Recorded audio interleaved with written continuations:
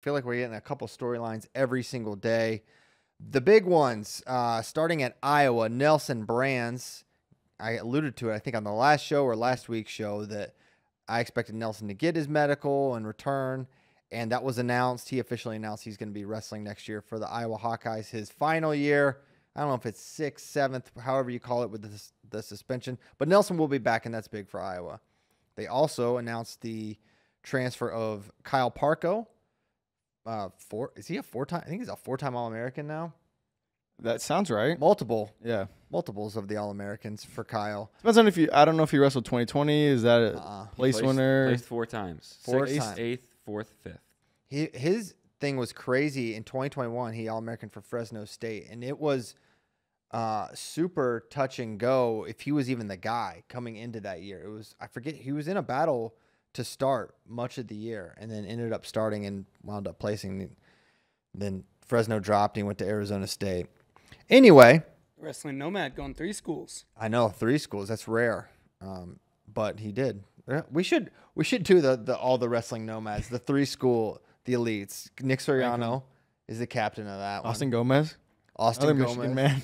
Another Michigan man. A lot of these guys, involved in Michigan.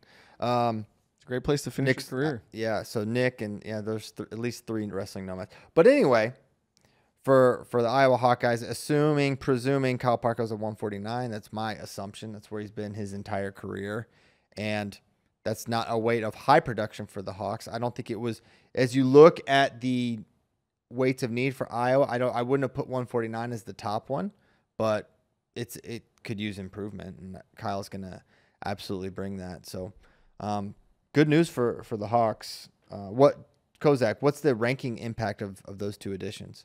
Yeah, it's likely. So Parco's already ranked 4th, and we think Nelson's going to be an 84-pounder. Yeah. He'll probably slot in right around that 4 range as well. So that's an extra 25 team points, and that puts him in second by 10, 11 points. Mm-hmm. So immediately vaults him right up into second place. And I feel like Iowa's kind of been under the radar this whole offseason, right? We haven't really heard a ton of news from them. They were in the Alira's talks, but I feel like this brings them back into our conversation. Just when I think they're out, they pull me back in. Yeah. So what does Iowa's lineup look like next year? Well, that's the interesting thing. So we can start at the lightest weight and work our way up, but it gets really interesting kind of that back half. I presume Drake will remain at 125. That makes a lot of sense for their lineup. He's a big point scorer. 33 and 41 are their big weights of need for the Hawks. And they have Cale Peterson. I presume he'll be their 33-pounder. That is, what he looks to be their best option. 41, Cullen Shriver moving up. Could be a qualifier, but I would be really surprised if either of those guys contributed meaningful points for the Hawks. Now, 49, you've got... Now, one interesting thing about 141, and Ryder Block's never had more motivation to drop down to 141 than he does right now with Kyle Parco coming in. So if he can go down to 141, that's interesting. Now, he didn't have a red shirt. I don't even know if he wrestled a match because I think he was dealing with an injury. Kozak can get surgery. Can fact check that. But Ryder was a high recruit, highly sought after recruit, and now with a year under his belt, it's the time for him to starting for the Hawks if he's going to. And no opening at 49. 41 makes a lot of sense, but you also have Rachi's still there. You got Voinovich there. So they're going to be deep at 149, but Parco, none of those guys are as good as Kyle Parco, and probably not even remotely close. 57 is where it starts to get really interesting because on the one hand, Jared Franik's out, so Kobe Seabrick could slide in there. Not there anymore. He's not? Nope. Got word after we talked about him last show or two. What do you mean? Apparently, he's done wrestling. He's done wrestling? Wow. All right. Well, I didn't know you were going to say that. No more Seabiscuit. Wow. I kind of like that hearing this for the first time. I like that you kept that just to tell Christian on the show. That was our secret segment. You're sure? You're sure? That's what I heard. I don't know. I didn't talk to Seabiscuit himself, but yeah, get it straight from the horse's mouth. Yeah. All right. Well, I don't know about that. Okay. Interesting. So, all right. Well, that's one less option at 149 for the Hawks. You don't know. Could Rachi go up? Rachi spent time at 57 in the past. Could happen. You also have Michael Caliendo and Patrick Kennedy both certified at 157 last year. Now, we talked about certification and what that could mean. Does that mean they would be functional at that weight? I don't know.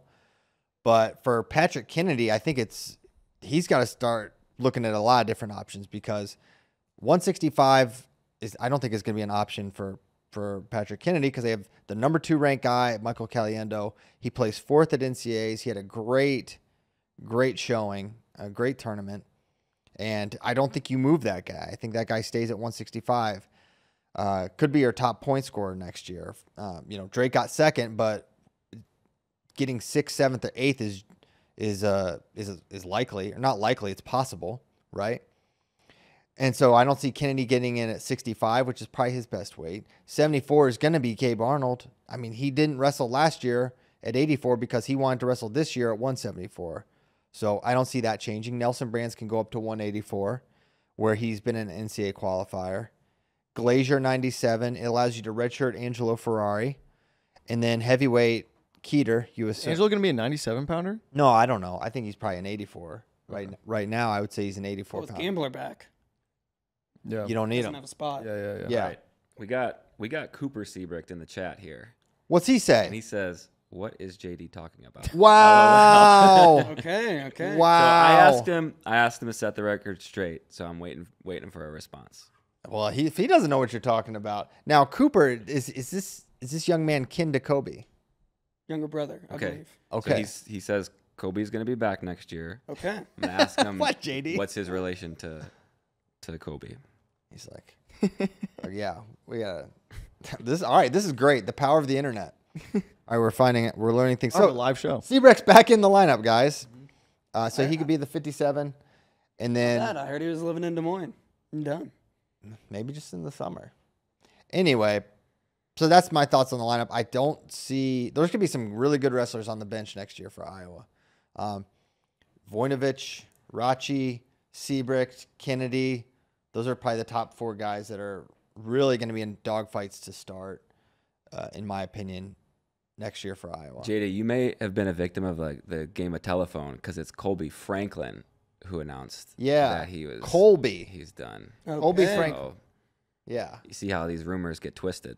Dang. Yeah. I got to talk to my people. Record straight. Yeah. Well, holy cow.